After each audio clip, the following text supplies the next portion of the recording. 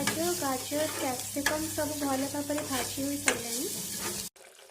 देखु फ्रेंड्स यापर मु pressure 2 cup पानी नहीं से आमर भजी जाइथिबा गाजर कैप्सिकम पियाज अदा रसुण सब पकई देछि। ता देहरे आमे आपण आज जो चाउल नहीं से भी मुझे पकई यापर आम प्रेसर रे पनीर पकेबा। यापर मु पनीर पकई देछि तापर धनिया पत्र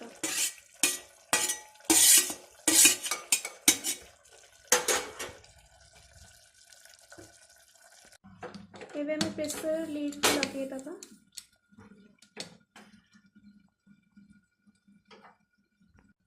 प्रेसर को ये गोटे हुइसिल पर्यंत बसाई नियंतु। गोटे हुइसिल पर आप गैस फ्लेम ऑफ करदेवे। देखंतु पनीर फ्राइड राइस एबे रेडी है।